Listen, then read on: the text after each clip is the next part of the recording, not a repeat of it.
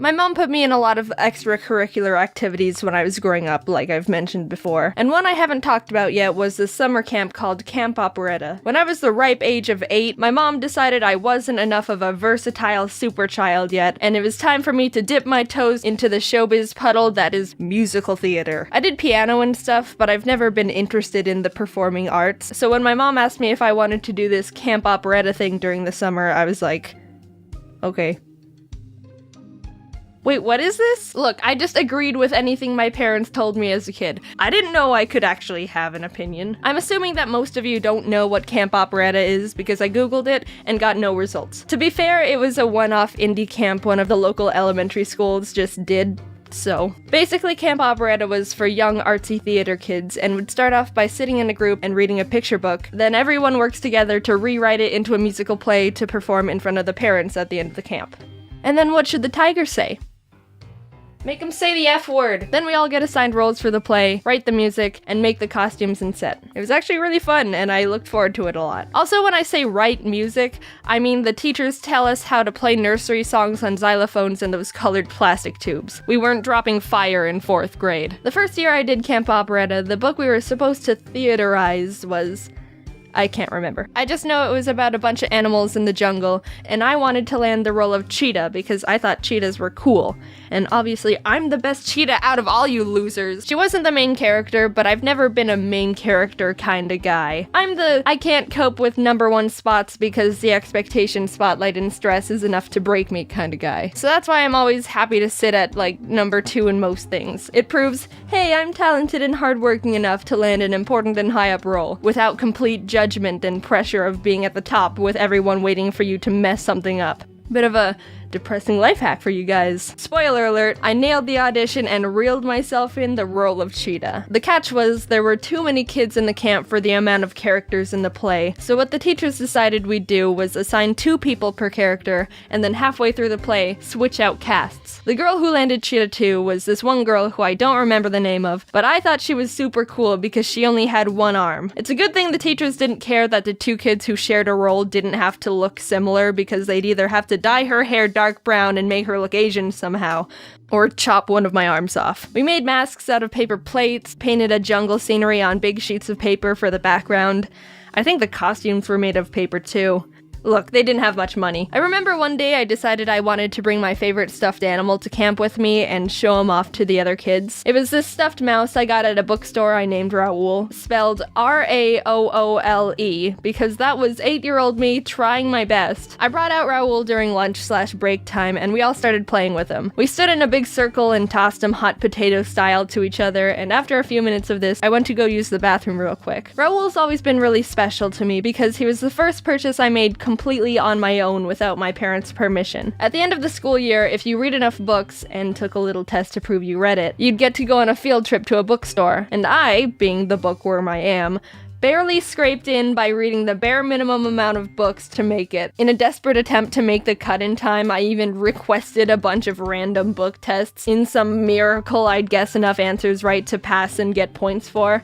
It was pathetic, and it worked. Hell yeah, suckers! I totally earned this trip! Woo!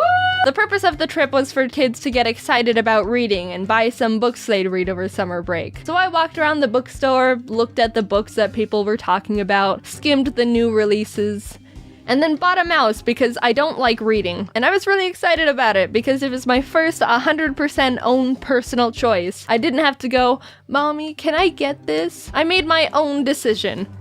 With their money. Since that field trip, I took Raoul everywhere, and he's always been my favorite stuffed animal and super special to me. Hey, we ripped his foot off. So in the literal 2 minutes I was gone taking a pee, the kids got so rambunctious that they ripped Raoul's foot off and all the frickin' beans were spilling all out the gash hole. What the frick, you barbarians! I immediately put Raoul back in my bag, upside down so no more beans spilled out. But I wasn't really that upset about it. For some sixth sense reason while I was in the bathroom, I actually thought to myself, they're gonna rip him open somehow. And they did. I was cool, and we were all able to joke about it. The beans that spilled out looked like little eggs, so we were like, oh, he's laying eggs, oh. After camp, my mom was able to stitch him back up too, so he's all good. Look, here he is. Doing good. Anyway, we kept working on the play, finished getting the show set up, practiced our lines, and after a couple weeks we were ready to perform in front of the parents. And I think it went really well. I honestly don't remember anything about it, but my parents are sending videotape footage they took of it, so here's some of that.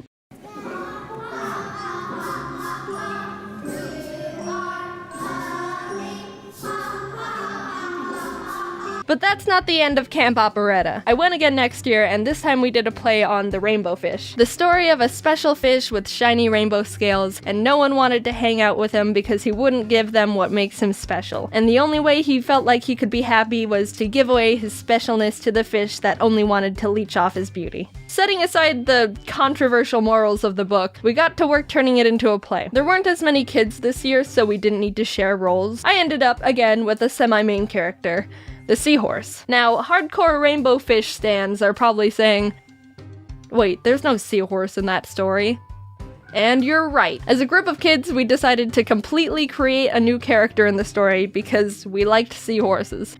And that was the cohesive moral story about acceptance and loneliness.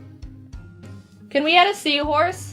Make him say the F word! During the music learning part of the play, the teachers asked us who could play the piano because they wanted to assign someone the role of playing the Under the Sea melody from The Little Mermaid without botching it up. I, along with 3 other kids, raised our hands, and we were taken to the piano to do a little musical audition. The other kids took turns playing Mary Had a Little Lamb and Twinkle Twinkle Little Star, and I quickly realized I was overqualified for this part. When it was my turn to play, I sat down and played Pachelbel's Canon I memorized from my piano recital, like a show-off. That was the one time I realized I was the Asian kid in a scenario.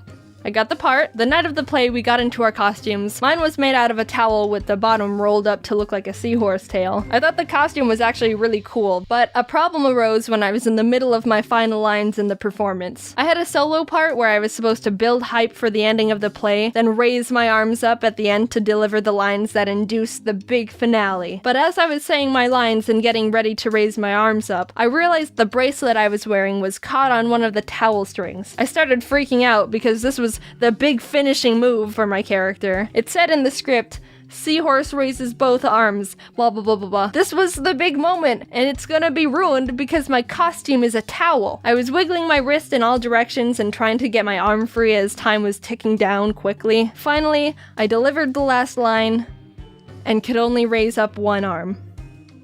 Like Cheetah 2. I remember feeling really stupid because no one raises one arm to do anything but asks to use the bathroom.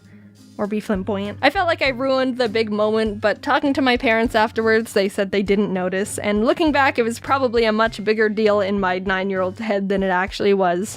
I still feel like that was one of my biggest failures in life, though. See, that's exactly why I don't like main roles in anything. A prime example of self-fulfilling prophecy. And that was my time in Camp Operetta. No, I didn't do it a 3rd year because they didn't have enough money or participants, so they had to shut it down.